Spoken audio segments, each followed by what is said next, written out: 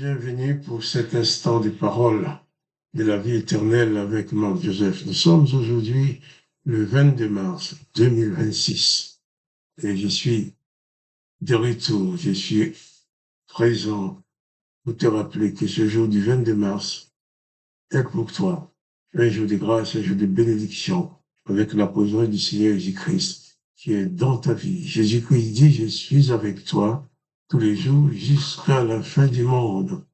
Et il dit aussi que si tu marches avec lui, il ne t'abandonnera jamais. Alors, si Jésus-Christ est dans ta vie, tu dois pouvoir bannir toute forme de crainte, de peur, de terreur ou de déprime pour utiliser ta foi en Jésus-Christ et t'installer dans sa grâce. Et Jésus-Christ dans sa paix. Oh, la paix. Parler de paix en ce jour du 22 mars, c'est aller à l'encontre de tout ce qui se passe dans le monde.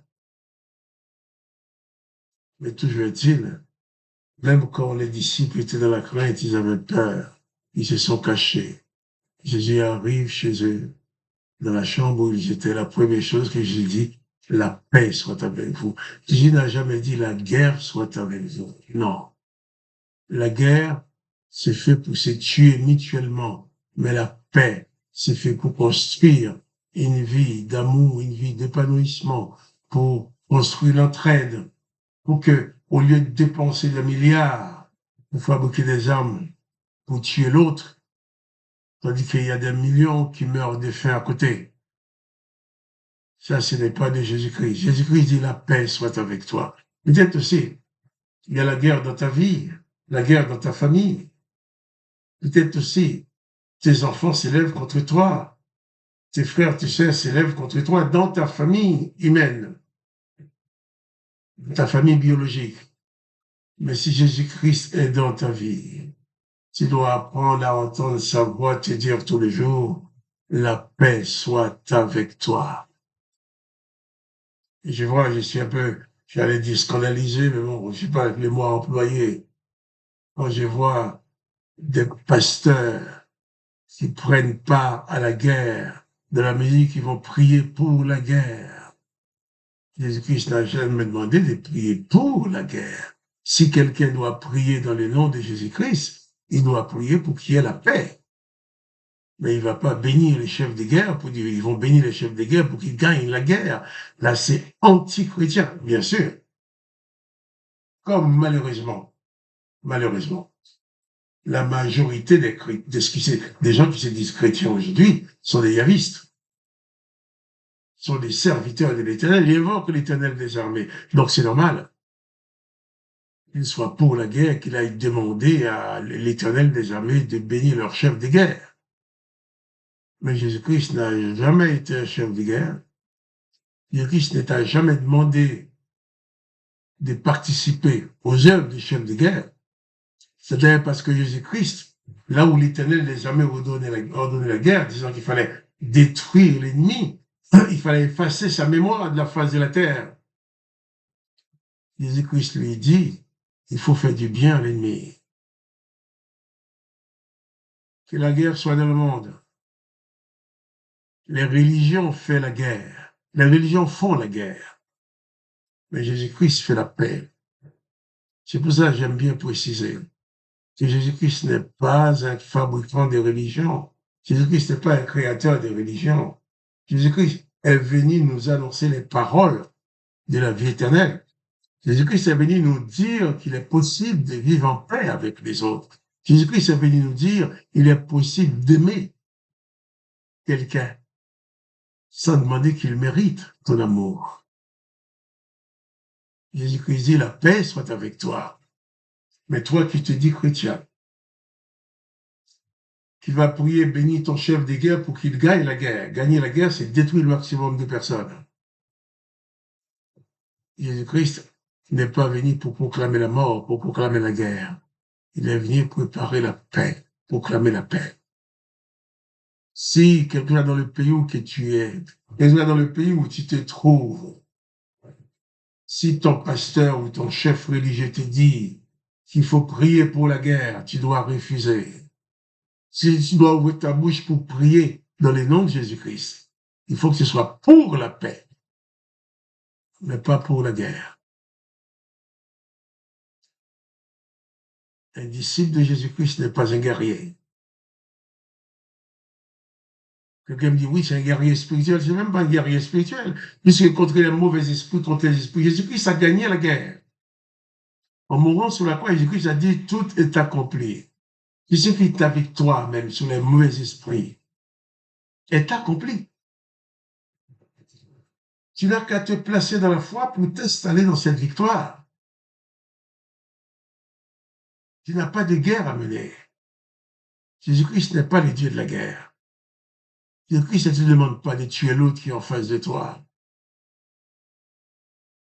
Et j'insiste encore, pour tout cela, ces judéo-chrétiens qui se disent chrétiens et qui encouragent la guerre. Tu pries pour leur chef de guerre, tu se mets en communion avec le chef de guerre pour faire la guerre. Tu es à l'opposé des enseignements de Jésus-Christ. Si tu es disciple de Jésus-Christ, si tu as une possibilité de rencontrer les guerriers, il faut plutôt leur dire la paix soit avec vous. Il faut les annoncer la paix. Jésus-Christ n'a pas annoncé la guerre. Bien sûr, dans l'Ancien Testament, oui, c'est le livre de la guerre, l'Ancien Testament, où l'Éternel va demander de détruire l'ennemi, de détruire hommes, femmes, enfants et nourrissons, comme il se passe aujourd'hui, en ce jour du 22 mars. Mais c'est le contraire de l'Évangile. Si tu veux vivre l'Évangile de Jésus-Christ, tu dois œuvrer pour la paix dans ta famille, la paix dans ton milieu de travail, la paix partout où tu passes. Tu dois être exclusivement un instrument de paix qui ne fait rien pour favoriser la guerre. C'est très, très important. Très, très important. Il ne faut pas tomber dans le piège de ceux qui vont t'amener à faire la guerre. Jésus-Christ ne te demande pas de faire la guerre si tu es chrétien. Si tu es chrétien, si tu es un chrétien, tu dois suivre exclusivement l'essentiellement de Jésus-Christ, comme je l'ai dit, souvent dit. Mais partout où tu arrives, tu dois être pour la paix. Parce que s'il n'y avait pas toutes ces guerres en préparation durant des décennies, toutes ces milliards qui sont dépensés pour fabriquer des bombes, des drones, pour fabriquer des armes, des destructions, si tout cet argent était mis au service de l'humanité, je suis sûr qu'il y a largement suffisamment d'argent consacré à la guerre, et ces sommes consacrées à la guerre pouvaient nourrir tous ceux qui meurent de faim dans le monde, pouvaient donner un abri à tous ceux qui n'ont pas de logement, pour améliorer la vie de ceux qui sont dans la misère. Mais au contraire, ceux qui sont dans la misère, ceux qui préparent la guerre vont aller dans leur pays, prendre leurs richesses pour venir fabriquer des armes, et on va les laisser mourir de faim. Ça, ce n'est pas de Jésus-Christ. Si tu es chrétien, sois réellement chrétien. Il ne faut pas que tu fais comme celui qui va se saupoudrer du mot de chrétien, qui va utiliser le mot chrétien, juste pour dire, je suis une religion, ma religion est chrétienne. Si ta religion est chrétienne, il faut jeter ta religion dite chrétienne qui serve l'Éternel. Cette religion chrétienne qui proclame le nom de l'Éternel des armées, qui proclame le Dieu de la guerre, il faut le mettre de côté. Il faut rejeter ta religion pour t'attacher à Jésus-Christ. Parce que Jésus-Christ n'est pas dans ces religions-là. Ces religieux prononcent le nom de Jésus-Christ. Mais leurs œuvres n'ont aucun rapport avec Jésus-Christ. Alors, prends conscience que Jésus-Christ n'est pas venu annoncer la guerre, mais la paix. Jésus-Christ n'a jamais dit aux gens qui rencontrent la guerre soit avec vous. Il dit toujours la paix soit avec vous. Et pour cette paix, Jésus-Christ enseigne que nous ne devons pas exercer la vengeance. Nous ne devons pas tuer l'ennemi. Nous devons faire mourir personne. Oui, mais c'est le contraire de ce qui se fait maintenant. Mais toi, qui aime Jésus-Christ, toi qui as reçu Jésus dans ta vie, sois un ouvrier de paix. La paix dans ton cœur, la paix autour de toi, la paix envers même ceux qui veulent te faire la guerre.